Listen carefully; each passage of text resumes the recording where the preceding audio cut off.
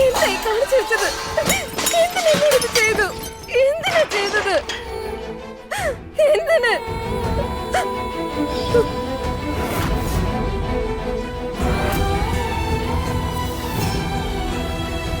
എന്തിനാ എന്റെ ജീവിതം തട്ടിപ്പറിച്ച് വേറൊരാൾക്ക് കൊടുത്ത്? നിന്നെ ഈ ലോകത്തെ എനിക്കല്ലാതെ വേറൊരാൾക്ക് സ്നേഹിക്കാൻ പറ്റില്ല. പിന്നെ എന്തിനാ വേറൊരുത്തിയുടെ കൈ പിടിച്ച് വീട്ടിലേക്ക് വന്നത്? എന്തിനു? പറ നീ.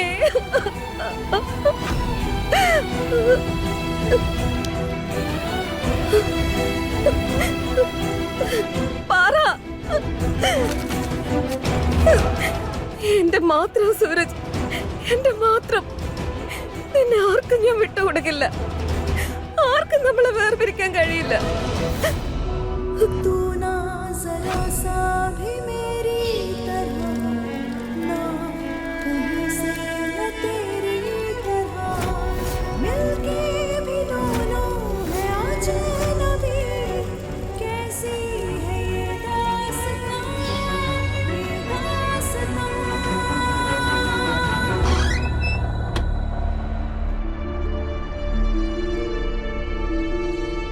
ഇനിയും എത്രത്തോളം അധപ്പതിക്കാനാണ് നിന്റെ ഉദ്ദേശം? ഒരു പെൺകുട്ടി അവളുടെ അനുവാദമില്ലാതെ കല്യാണം കഴിക്കുന്നതിന്റെ അർത്ഥം നിനക്കറിയാമോ? 3 പെങ്ങന്മാരുണ്ടെന്നുള്ള കാര്യം നീ മറന്നുപോയോ? സൂരജ് വേണ്ട, നീ ഒരിക്കലും എന്നോട് ഇങ്ങനെ ചെയ്യില്ലെന്ന് എനിക്കറിയാം.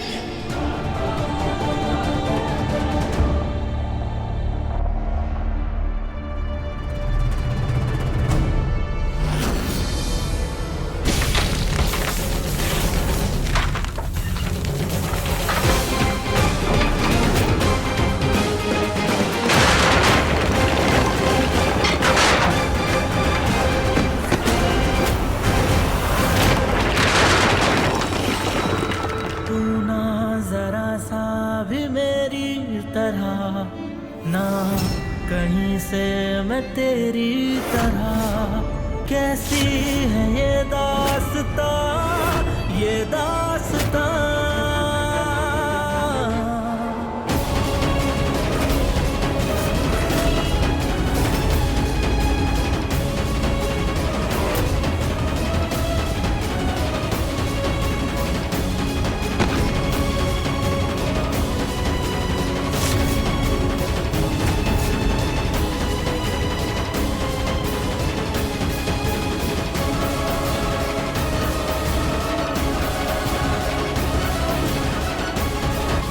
അതിനുശേഷം ആ പാല് ഗ്ലാസ്സിലാക്കി കൊണ്ടുപോയി. എന്താ? ശരിക്കും പാല് തന്നെയാണ് ഒഴിച്ചോണ്ട് പോയത്? അപ്പൊ അവൻ സന്യാസത്തിൽ നിന്ന് ഗൃഹസ്ഥാശ്രമത്തിലേക്ക് യാത്ര തുടങ്ങിയോ? ഇനിയിപ്പൊ നിന്റെ ചേട്ടൻ ബ്രഹ്മചാരിയാവൂന്ന് തോന്നുന്നില്ല.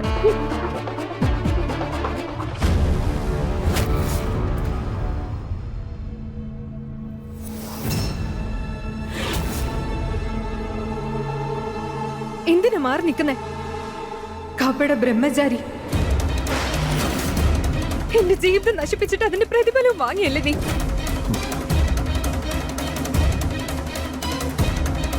എന്നാ വന്നോ?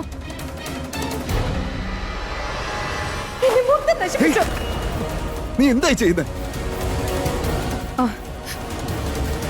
എന്തൊരു അഭിനയോ! എന്നെ ദുഷ്ടലാക്കോട് കൂടി നോക്കാം, പക്ഷെ എന്റെ കണ്ണിൽ നോക്കാനുള്ള കഴിവില്ല.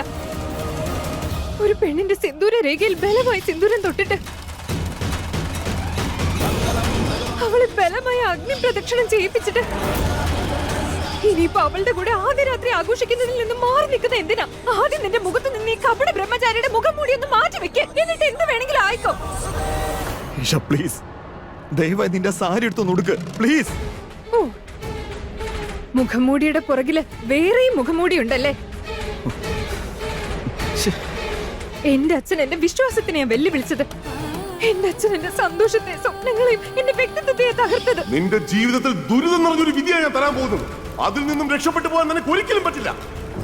എന്നാൽ ഞാൻ ഇനി നിന്റെ ജീവിതം കൊണ്ടാ കളിക്കാൻ പോകുന്നത്. അപ്പൊ നീ എന്റെ ശരീരത്തോട് നിന്റെ ഇഷ്ടം പോലെ പെരുമാറിക്കോ. വാ, വന്നോ?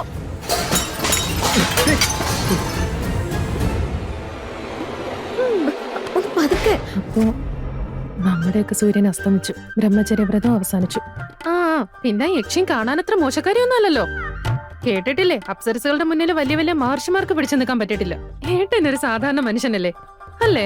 മാത്രമല്ല, ഒന്ന് ഒന്ന് മിണ്ടാ ഇങ്ങോട്ട് വന്നേ പറഞ്ഞോട്ട് വരാൻ ഇവിടെ എന്തേലൊക്കെ പറഞ്ഞോളൂ. ഒരു സ്ത്രീക്ക് പുരുഷൻ എന്ന് പറയുന്ന ഒരു മൃഗത്തിന്റെ മുന്നിൽ എത്ര ദുർബലയാകേണ്ടി വരുന്നു. ഇതെനിക്ക് ഇന്നാ മനസ്സിലായത്. ഇഷ നീ എന്നെ തെറ്റിദ്ധരിച്ചിരിക്കണമെന്നും മാറി നിൽക്കേ പ്ലീസ്. മതി നിന്റെ അവനെ. ആളും കൊണ്ട് വന്നിരിക്കുന്നു. എന്റെ ഇത്രയും അടുത്ത് വന്നിട്ട് ഇപ്പൊ ഞാനാ തെറ്റിദ്ധരിക്കുന്നല്ലേ? ദയവായിട്ടൊന്ന് മാറി നിൽക്കേ പ്ലീസ്. ഇല്ലെങ്കിൽ എന്താ ഗുണ്ടായിസ് കാണിക്കൂ എന്നോട്? എന്നാ കാണിക്കേ? तू ना जरा सा भी मेरी तरह ना कहीं से मैं तेरी तरह मिलके भी दोनों है അതെ ഞാൻ ഗുഡ്. തല്ലും വഴക്കും വക്കാണോ അങ്ങനെ പറ്റുന്ന കാര്യങ്ങളെല്ലാം ഞാൻ ചെയ്യാറുണ്ട്. പക്ഷെ ഒരു പെണ്ണിന്റെ മാനം എന്താണെന്ന് അറിയാം, അത് രക്ഷിക്കാനും അറിയാം. മനസ്സിലായോ? ഇനിയെങ്കിലും ഈ രീതിയിലുള്ള പെരുമാറ്റം നിർത്തിക്കോ.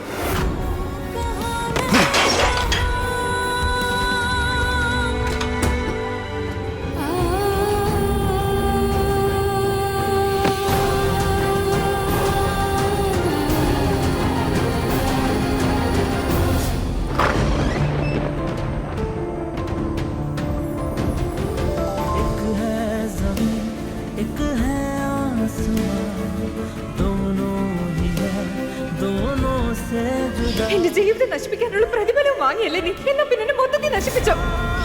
साथ तू कहाँ मैं कहाँ तू कहाँ मैं कहाँ तू कहाँ मैं कहाँ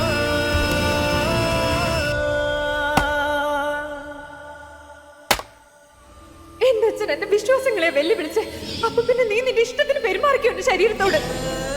നിനക്ക് ആവശ്യം പണമല്ലേ? പക്ഷെ അതിന് പകരമായിട്ട് നീ ഈഷയെ വിവാഹം കഴിക്കേണ്ടതായി വരും.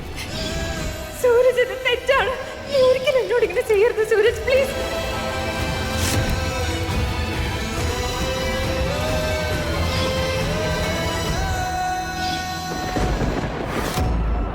तू ना जरा सा भी मेरी ഇനി എത്രമാത്രം അധപ്പതിക്കാൻ അതിന്റെ ഉദ്ദേശം?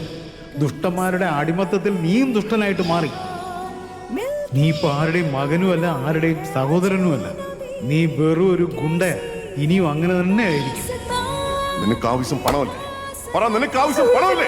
അത് ഇപ്പൊ തന്നെ നിനക്ക് കൈകൊടുക്കും. അതും ഇവിടെ വെച്ച്. പക്ഷെ അതിന് പകരമായിട്ട് നീ ഈഷയെ വിവാഹം എന്റെ അച്ഛൻ എന്റെ നീ വിശ്വാസത്തിനെ ഒരാളുടെ ഞാൻ മകനുമല്ല, വെല്ലുവിളിച്ചത്. അപ്പൊ നീ ഒരാളുടെയും എന്റെ ശരീരത്തോട് നിന്റെ ഇഷ്ടം പോലെ എല്ലാ പെരുമാറിക്കോ. അർത്ഥത്തിലും നീ ഒരു ഗുണ്ടയാ, വെറും ഗുണ്ട. तू कहाँ मैं कहाँ तू कहाँ मैं कहाँ സൂരജേ മതിയാക്ക് മോനെ.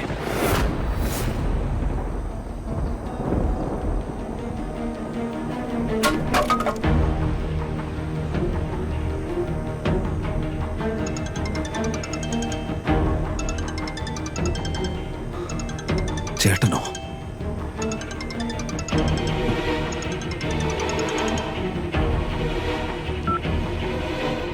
ആ ചേട്ടാ പറ.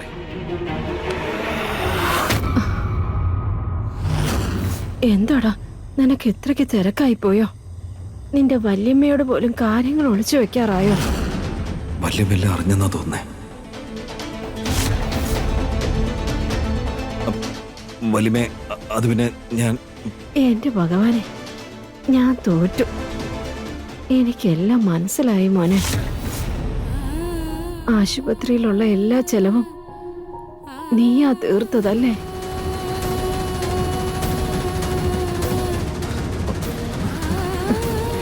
ഇത്രയും പൈസ നീ എവിടുന്നാ ഉണ്ടാക്കിയത്? വല്യമ്മയുടെ ഈ സമയത്ത് ഈശോയെക്കുറിച്ച് പറയുന്നത് ശരിയാവില്ല. പോട്ടെ, പറയാൻ പറ്റില്ലെന്നുണ്ടെങ്കിൽ പറയണ്ട. പക്ഷെ വല്യമ്മയെ കാണാൻ നിനക്കൊന്ന് വന്നൂടെ? നിന്നെ കാണാൻ എന്റെ മനസ്സ് വല്ലാതെ കൊതിക്കുന്നു. നീ വരുമല്ലോ?